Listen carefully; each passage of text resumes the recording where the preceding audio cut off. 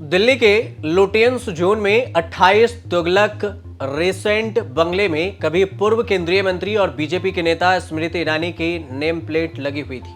आज वो name plate इस बंगले से हटा दी गई। वजह है स्मृति ईरानी ने 10 साल बाद अपने सरकारी बंगले को बाय बाय बोल दिया। स्मृति ईरानी को यह सरकारी बंगला साल 2014 में दिया गया था। स्मृति उस वक्त राज्यसभा सांसद और केंद्रीय मंत्री थी।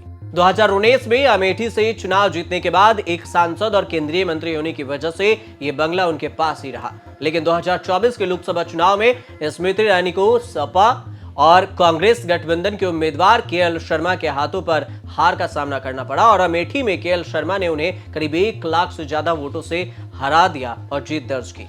इतना ही नहीं, मोदी सरकार में तीसरे कार्यकाल में स्मृति ईरानी को मंत्री भी नहीं बनाया गया, जिसकी वजह से उन्हें यह सरकारी बंगला खाली करने का आदेश दिया गया था। उन्हें 11 जुलाई तक ये बंगला खाली करने का नोटिस मिला था, लेकिन उन्होंने पहले ही इस बंगले को खाली कर दिया।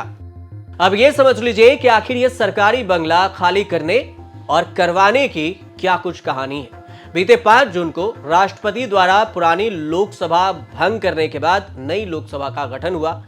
नियम कहता है कि चुनाव में हारे हुए सांसदों को सरकारी बंगला खाली करने के साथ ही मंत्री पद से भी इस्तीफा देना पड़ता है। इसके बाद यही बंगला चुनाव जीतकर आए हुए सांसदों को आवंटित किया जाता है।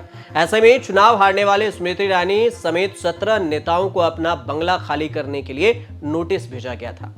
अब लोगों के मन में सवाल उठ रहा है कि दिल्ली के सरकारी बंगले से निकलने के बाद स्मृति ईरानी का नया आशियाना कहां होगा।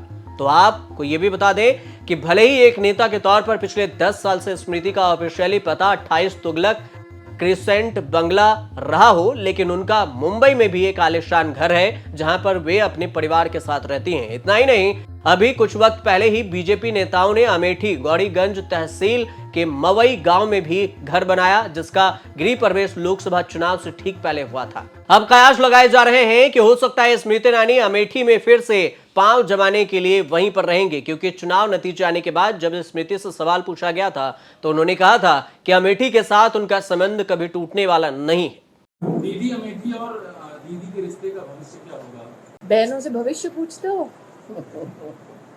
बहनों से रिश्ता तब टूटता है जब अर्थी उठती है बहन। अब देखना यह होगा कि आने वाले वक्त में स्मृति ईरानी अमेठी में सक्रियता दिखाती है या फिर उन्होंने कुछ और ही नया प्लान बना रखा है जो आने वाले वक्त में और चुनाव में देखने को मिल सकता है। फिलहाल उनके बंगले को लेकर काफी चर्चा है और इस वजह से भी क्योंकि राहुल गांधी पर कभी स्मृति ईरानी वार किया करती थी और वो कहा करती थी कि अमेठी छोड़कर डर से राहुल गांधी भाग गए। और अब वही स्मृति ईरानी के लिए चर्चा ये हो रही है कि स्मृति ईरानी को बंगला खाली कराकर राहुल गांधी ने वहां से रवाना कर दिया, क्योंकि राहुल गांधी मंत्री पद के ओहदे पर है, यानी LOP है, और स्मृति ईरानी न विधायक न मंत्री।